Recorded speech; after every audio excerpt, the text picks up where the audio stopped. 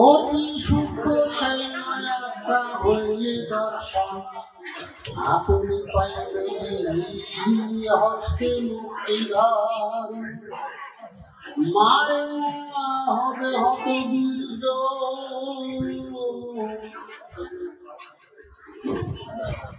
যথায় মায়া হবে হত বীর্য আত্মদর্শনে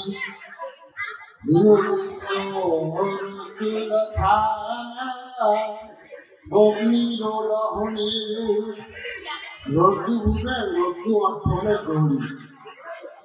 আমরা যখন ছোটবেলা দেখছি গ্রাম্য কামরারা যারা তামাক কথা ঘুরে করিয়া এই খবরের কাগজ নাই থাকার পর কাটিয়ে না চুরুন বানানোর মতো হয়ে যায় আর ওটা আলাপ পাবে ওই যে যাওয়ার সময় গরিব মাথা আগুন ধরে নিয়ে যখন বলে লম্বা করে ছয় ওই গরিবের পুরো যাইতে দেখি মানে শেষ তারপরে দেখা যায় দূরে থাকলে মনে হবে ওই গরিবখানাকে পড়ে আছে এখন নাচবেন তো না গরিব গরিব তো নাই ভিতরের পাওয়ার নাই মানে গরিব একটা পাওয়ার ক্ষমতা শেষ পুড়িয়ে ছাই যেমন ওই হিরোবীর্য অগ্নির দ্বারা পুড়িয়ে যেমন আকারে থাকে কিন্তু মূলত ক্ষমতা নাই এমনই ভাবে আমাদের দেহে সচরাচর তমবন্ধু কি মায়া এটা পুড়িয়ে এবং ছাই হয়ে থাকবে দেখা যাবে আছে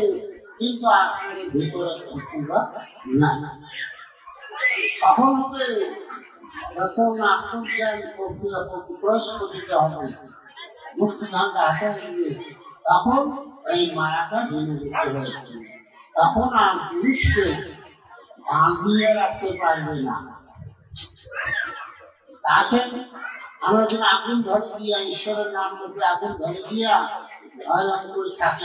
থাকি মায়া হবে হত বীর্য আত্মদর্শনে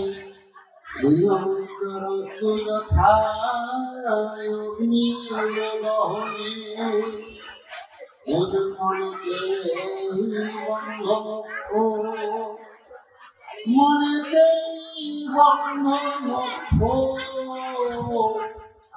জানিবে জানি তাহার প্রমাণ করবে বলি আপনি একমাত্র ভক্তি যোগ সকলের সার ইহা ভিন্ন পথ নাই জ্ঞান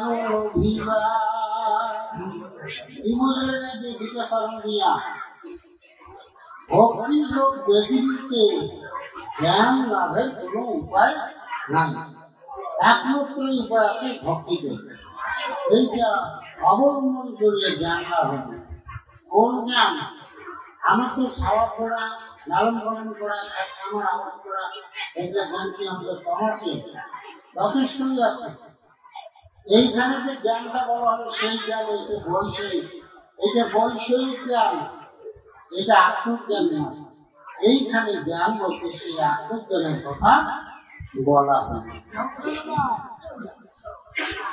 একমাত্র ভক্তি যোগ সকলের সার ইহা ভিন্ন পথ নাই জ্ঞান নভিবার ভক্তি যোগে নভিবার লাভ করে দ্বিতীয় লাহিক পথ জ্ঞান লাভ করে সাধু সহবাসে মত সাধু সহবাসে মত উপদয়ে জ্ঞান তাহাতে ভক্তি লাভ শাস্ত্রের প্রমাণ সাধু সহবাসে সহবাস বলতে তো আমরা নারী পুরুষ মিলনটাকে বুঝি না এখানে সহ হাইফেল দেওয়া আছে একটা মধ্যে ব্যাস আছে তারপরে বাস এইখানে বানানটা আছে ওইভাবে এই সহবাস নিয়ে সহ মানে সাথে বাস করা বাস মিলে থাকা সাধু সহবাসে মানে সাধুর সঙ্গে যদি বাস করেন তাহলে জ্ঞান লাভ হবে উপদয়ে জ্ঞান, উপদয় মানে জন্মাবে। সাধুর সঙ্গে বাস করলে এই আত্মজ্ঞানটা জন্মাবে। তাহলে আজকে এই ভাগবতটার এই সুরমণি পরীক্ষিতকে উপলক্ষ করে, পরীক্ষিতকে উপলক্ষ করে আমাদের যে উপদেশটা দিলেন সাধুর সঙ্গে বাস করা।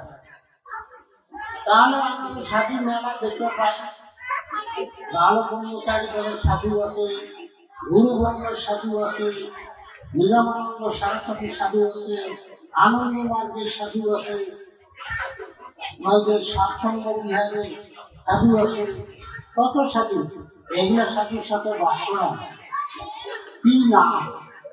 এইখানে সাধু যে কি, সাধু কাকে বলে, তার এইখানে আকার প্রকার এবং তার চারিত্রিক বৈশিষ্ট্য দেওয়া আছে।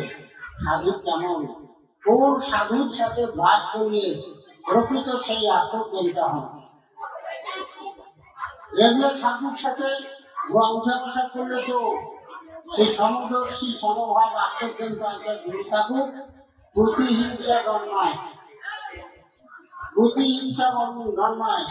যার ফলে আজকে সমাজের দল, উপদল, সম্প্রদায় নানান ভাবে দ্বন্দ্ব কলহের মধ্যে হাতিয়া বৈদিক ধর্ম মতাবলম্বী সমাজ হিসেবে সংগ্রাম, সেই ব্রত সংগমিত হওয়া জমব্রত অহিংসা নীতির মূল কাঠি দিয়া, গাছের মূল ছিল কাঠি দিয়া, ডাল পড়ার জল দিলে যদি গাছ যেমন জীবিত থাকে ওই অবস্থা। প্রতিহিংসা করেন, অমুকের সাথে মেশা যাবে না, তমুকের সাথে দেওয়া যাবে না, ওখানে দেওয়া যাবে না, কত কিছু। তো ওই সাধুর সাথে মিশিয়ে এগলে গান হবে। আত্মজ্ঞান কি সেই ধর্মটা জন্মাতে হলে যে সাধুর সাথে উঠা বসা করতে হবে তার বর্ণনা এক্ষুনি আপনারা গান দেবেন।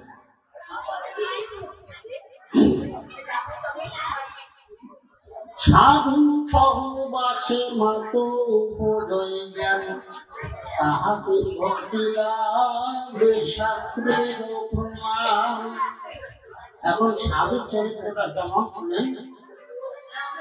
এই জীব দয়াবান, এই জীব দয়াবান সকলই উপর, সবার উপরে সমান ভাবে যার দয়া আছে।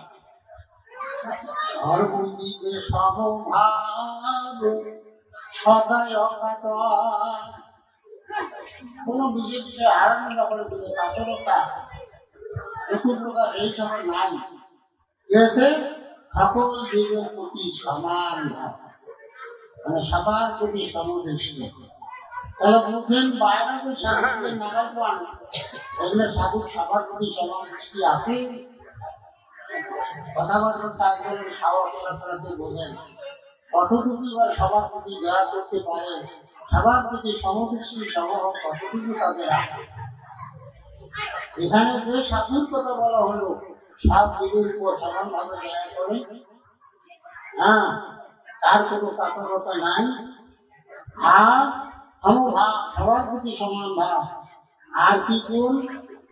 শত্রুহীন সত্যগুণী, শত্রুহীন সত্যগুণী অতি নম্রতম, এ জগতে নাহি আর সাধু তার সম। শত্রু নয় মানে শরীর, সকলের প্রতি মিত্রতা ভাব, বৈরিতা ভাব নাই, এবং তিনি কেমন সত্যগুণ সম্পন্ন। শুধু ভক্তবৃন্দ এই যে শত্রুহীন, অর্থাৎ তাকে বলা হয় শরীর মিত্র হরিদাসীন। দ্বাদশ অধ্যায় ভক্তিযোগ করতে গিয়ে পাবেন আছে, আছে না? আছে। তাহলে শত্রুহীন, তার প্রতি বৈরিতা নাই, সকলের প্রতি মিত্রতা। এটা প্রমাণ করে চল। দেখেন একটা জিনিস আছে যে আমরা যারা এখানে শাস্ত্র করে চাই, তারা সকল মধ্যে ভগবানের দর্শনে ধ্যান আদেশ করি, ভগবানের কথা ভাবি, সঙ্গ করিলেই ভগবানের কথা বলি।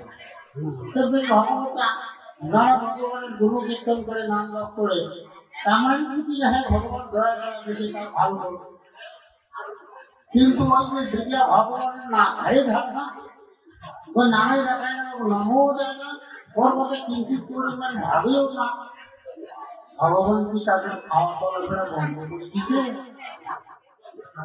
তুই জাতিস না, সম্মান দিস না, বিশেষ করে যে সংসারে সুখ শান্তি নেই যান, এটা এইরকম শত্রুতা ভাবছি তার সাথে আছে নাই। সমান ভাবে যেটা হলো দেওয়া দরকার, শক্তি দেওয়া দরকার, সবার প্রতি সমানভাবে দেয়, কোনো কাতরতা নাই। ইনি হলেন সত্যগুণী। আপনারা গুণ সম্পর্কিত শুনেছেন, সত্য, রজ এবং তম। সত্যের ধর্ম বা গুণ হলো দুইটা, একটা হলো সুখ আর একটা হলো জ্ঞান। কি হলে আমার সুখ হবে, শান্তি হবে, এই সম্পর্কে যে ভিতরে উপলব্ধিটা, এইটা হলো সত্যের ধর্ম। আমাদের সত্যের ধর্ম, কিন্তু সত্যের ধর্মটা আবার দুই ভাগে বিভক্ত। সত্য রজতম মিশাল সত্য, আর রজতম বহির্ভূত হলো সত্য। নিত্য সত্য বা শুদ্ধ সত্য, আর একটা হলো ব্রহ্ম সত্য। আমাদের যে সত্যগুণ, যে সুখ আর জ্ঞানটা আছে, সেটা কোন কিসে জানেন? বৈষয়িক সুখ জ্ঞান। বৈষয়িক সুখ, খাওয়া, দেখাশোনা, চলাফেরা, আর কিছু এই সকলের বিষয়ে যে জ্ঞানটা আছে বা চিন্তা ভাবনা ভিতরে জাগ্রত হয়, এটা রজতম মিশ্রিত সত্য, এটা সূক্ষ্ম সত্য নয়। এইখানে সত্যগুণ, অর্থাৎ যেখানে রজতমের কোনো আশ্রয় প্রশ্রয় নাই, শুদ্ধ সত্য। বুঝলেন? শুদ্ধ সত্যগুলি অনেক সময় ওই যে আবির্ভাব হয়, গীতার কথা এত সহজ হয়ে মানা, ত্রিগুণাতীত হওয়া, তিনটে গুণের উপরে উঠা, আর ত্রিগুণাতীত, এটা এত সহজ কথা। তিনটা গুণের মানুষ তাই তা এইটার মধ্যে আছে প্রাণ প্রাণ, যেটা আছে দেখেন শাস্ত্রকে প্রাণ দিতে সবার দেহে আসি শক্তি দিতেছে, কারো প্রতি কম বেশি দৃষ্টি নাই। মহাপ্রাণ থেকে প্রাণ রূপে সকলের দেহ মন্দিরে প্রকাশিত হয়ে সমানভাবে সবকিছু করা, ভোগ করার শাস্ত্রী কর্মটা দিতেছেন। এই তার সাথে এই যখন চাইব না চাই, তিনি আজকে এখন ভাবতেছেন সবকে দিতেই আসেন, তার এই বিষয়ে কোনো কামনা বাসনা নাই। এই যে নিষ্কাম, তিনি নিষ্কাম সম্পন্ন, এইটা হলো সত্য শাস্ত্র বলি। সেই নিষ্কাম কর্মে গীতায়ও আছে, নৈষ্কর্ম না করিয়া সেই সিদ্ধি লাভ হয় না। নৈষ্কর্ম সিদ্ধি, কর্ম না করিয়া নৈষ্কর্ম সিদ্ধি হবে না। কোন কর্ম? প্রাণ কর্ম, প্রাণায়াম, নিষ্কাম কর্ম। আমাদের দেহ দিয়া ইন্দ্রিয় বুদ্ধি মন প্রাণ খাটিয়ে যেগুলা করি, এটা কোনোটা কাজে নিষ্কাম নয়, সবগুলো হলো সকাম। আর এটা শুভ কামনা, না হয় অশুভ কামনা আছে, অতএব এটা নিষ্কাম না। যে কামটা বুদ্ধি খাটাই আর না খাটাই, করি চাই আর না চাই, জানি আর না জানি, কামটা হইতেই যায়, ওই কর্মটা হলো নিষ্কাম, অর্থাৎ প্রাণ কর্ম। এই প্রাণ কর্ম প্রাণায়ামে যদি প্রতিষ্ঠিত হন, তিনি ওই সেই সত্য করি, শুধু সত্য করি, শত্রুতা কারো সাথে নাই, সবারই সঙ্গে মিত্রতা, তার কতরতা নাই, সবার প্রতি সমানভাবে দেয়া এবং সমদৃষ্টি সকলের প্রতি, তিনি হলেন সেই সাধু। যে সাধুর সাথে বাস করলে মনের বৈরাগ্য দশাকে ভক্তির উদয় হবে এবং ভক্তির প্রভাবে আত্মজ্ঞানটা চোখের সামনে প্রস্ফুটিত হবে। আমরা তো সেই রাস্তাতে ধরবো না, ওই রাস্তায় চলবো না। এই যে শুনলেন, বুঝলেন, বাড়ি যাওয়ার সময় একটা সঠিক তলা তাকে বসি ক্রিয়া এই তো আমাদের চলে। শোনো, যাতে আমরা ওই যে পণ্ডিত যাহা পুঁথিছে এই কাম যাতে না করি সঠিক করো এই বলি একটা হরিদ্দুরি আর হরিদ্দুরি জয় জয়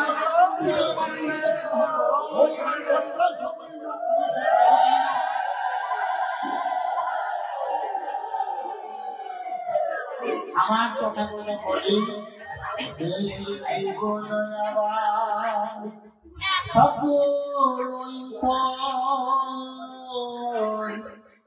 সর্বজীবে সমভার সদায়তর শত্রুহীন সত্যগুলি কঠিনতম এই জগতে নাহিয়ার সাধু তার সম সংসারের অনেকতা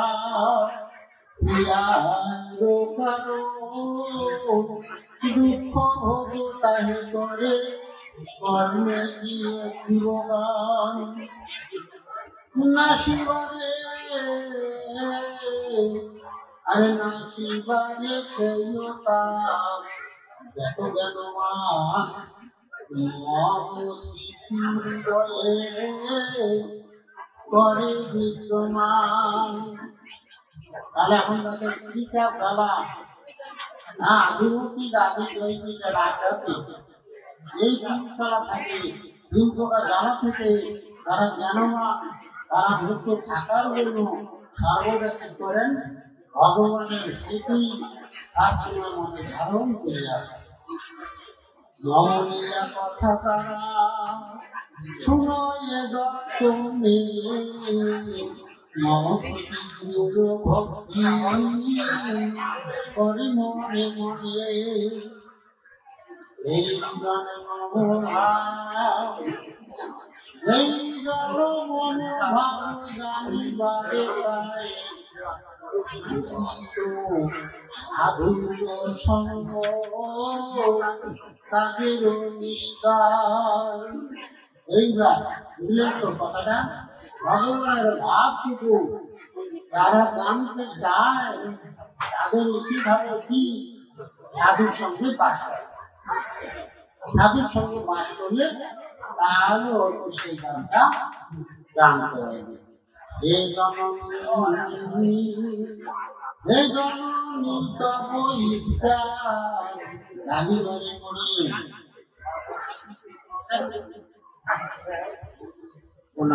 হে জননী তব ইচ্ছা ওরে গালিবা সাধু সঙ্গ সেই হেতু উচিত তোমার সাধু আলোপনে হবে নমভূতি জ্ঞান তাতে আত্মানন্দ হবে শাস্ত্রীর প্রমাণ। কিন্তু একটা সমস্যা বৈষয়িক জ্ঞান এটা উপভোগ করা লাভ করা সহজেই হয় কিন্তু আত্মজ্ঞানের ব্যাপারে ওই কামটা করে গেলে ওইটা কাজ বড় সফল। এইখানে বসিয়ে যদি এখনই বলি আসেন ওম তৎসৎ বলি গুরুদ্বার নামটা এখনই মনটা এখনই বিশ্বাস করতে 100 জপ দেখেন 5-10 জপ করতে না করতে না ও ভালো লাগে তখনই তুই ঠাকুর ওম শান্তি ঘোষণা দেয় জপটা শেষ এখানে এখন কাম এইটা হলো ঠিক। এইটা প্রথমে হলো নিরানন্দ আর বিষয় সুখ আপাত মনোরম সরাসরি আনন্দ পাওয়া যায় কিন্তু শেষে হলো বিষবর। আর আত্মানন্দটা প্রথমে হলো বিষবর আর একটা লাভ হলে অবিরাম আনন্দ। দেখেন বৈষয়িক সুখটা এই আনন্দটা প্রথমে খুব মনোরম পরে হলো বিষবর। এমন করে উদাহরণস্বরূপ বলি যেমন মনে করেন আমি তো ছেলে একা লেখাপড়া শিখিতে গিয়ে এখন ভালো করে লিখতে একা যদি আমি টাকাটা পাঠি তারা যখন খুশি যেটা মানুষ যাতে খুশি সেরে গেছে খরচ করতে কোনো কষ্ট হয় না। কিন্তু বৈষয়িক সুখ সঙ্গম সুখ পাওয়া যায় না আমার সুন্দরী রমণীর সাথে আমার বিয়ে বন্ধনে আবদ্ধ হতে হবে, আমার তো সাথী দরকার। এই একটা বিষয়ে আনন্দ ভোগ করার জন্য চাহিদা করলাম যদি বিয়ে, তাহলে এখন ছিল আগত এলাম এলাকা ওই টাকায় রোজগার আছে, তাহলে ভাগ করি খাওয়া ভালো। বছর গাইতে না গাইতে আনন্দের উদান উদানের ঘরে রাখেন। এক বছর গাইতে না গাইতে মুখ হয়ে গেল 3 সাল, 4 বছর 5 বছর গেলে মুখ হয়ে গেল 4টা।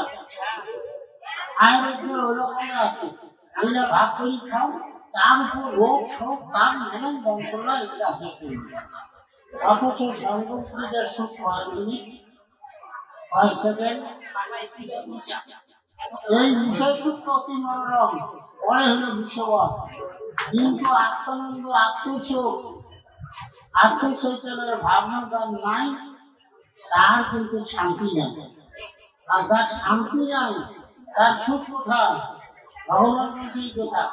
আত্মবিষয়ে তার ভাবনা নাই, তার শান্তি নেই। যার শান্তি নেই তার সুখ কোথায়? এই বিষয়ে আনন্দ বাকিয়া সুখ পেতে গিয়া প্রথমে মনোরম পরে বিষয়, কিন্তু আত্মজ্ঞানটার উদয় করবার গেলে অনেক কষ্ট করিয়া এইটা বিপদ গরিব মনে না, তাই না আমরা তাই কাছে যাই না, কিন্তু কোনো কষ্টে ভর্তি ভাত দিয়া যদি মনটা ঘুরি দিয়ে আসক্ত দিয়া কিছুদিন একটা চেষ্টা পরীক্ষা করা যায়, তারপরে সেই আত্মানন্দ আত্মসুখটা অন্তরে অনুভব। এটা জন্য প্রত্যেক দিন লেবার করতে হবে, চর্চা করতে হবে, তাহলে হবে। এখানে আমরা থেকে লাফিয়ে ঝাঁপিয়ে নানান কিছু করলে হবে না, তার ফর্মুলা আছে, পদ্ধতি আছে, প্রক্রিয়া আছে, সেই নিয়ম অনুপাতে সাধন অভ্যাসের ঘরে যাইতে হবে।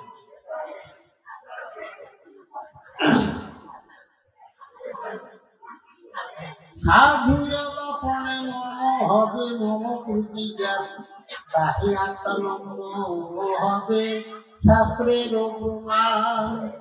মনীরা কথা শুনি সুখীদের তাহাতে অবিদ্যানাশ সহজেই হয়, অবিদ্যা হইলে না শ্রদ্ধায় উপজয়, শ্রদ্ধা ভরে অনুরাগে হইবে নিশ্চয়, অনুরাগ ভরে ভক্তি অবশ্যই হয়। এ মতে ভক্তির ভাব কহিল তোমায়, ভক্তি যোগে ক্রমে সাধু করি মরে জ্ঞান, মমলীলা শুনি সুস্থ করে নিজ প্রাণ। সংসারের সব সুখ দিয়া জলাঞ্জলি, মম দেখা পাবে বলি হয় কুতূহলী। ভক্তি জগতে বসু হইয়া তখন যোগ মার্গে তুমি তুমি করো গ্রহণ, যোগীকে করিয়া চিত্ত একাগ্রতে স্থির, তাতে বিনাশ ভূত হবে প্রকৃতি। প্রকৃতির গুণনাশে হয়ে সাধুবর, আপনি পাইবে জ্ঞান তবে নিরন্তর। যোগ বলে জ্ঞান দ্বারা ভক্তি সহকারে এই দেহে নিরোগান, এই দিকে সঙ্গীতে বললেন। ধীরে ধীরে পড়ি বলি, শোনেন। যোগ বলে জ্ঞান দ্বারা ভক্তি সহকারে, হ্যাঁ, এই দেহে দেবগণ হেরিবে আমারে। হেরিবে মানে দেখতে পাবো, ভগবানের দেখা কোথায় হবে? এই দিকে। কিন্তু আমরা তো ভগবান এই ভিতরে আছে কিনা এটা তো খুবই না। ভগবান থাকে মন্দির মঠে, মূর্তির ভিতরে তীর্থ, এটা আমার ভিতরে আছে এই কথা ওটা ভাগবত কইলা হই আমরা মান্য এটা মানে নিবার পাওয়া নেই এবং শাস্ত্র করে সেটা আমার মাথা বড় শাস্ত্র আছে এগুলা এগুলা কর্ম এটাই কি রোগ নেই হ্যাঁ এইখানে বলছে যোগ যোগ যোগ মার্গ এলো যোগ বলে জ্ঞান দ্বারা ভক্তি সহকারে যোগ বলটা কি যোগ তো আমরা যে গণিত শাস্ত্রের রূপে যাই 2 + 2 = 4 এটা হলো যোগ ফল তার মানে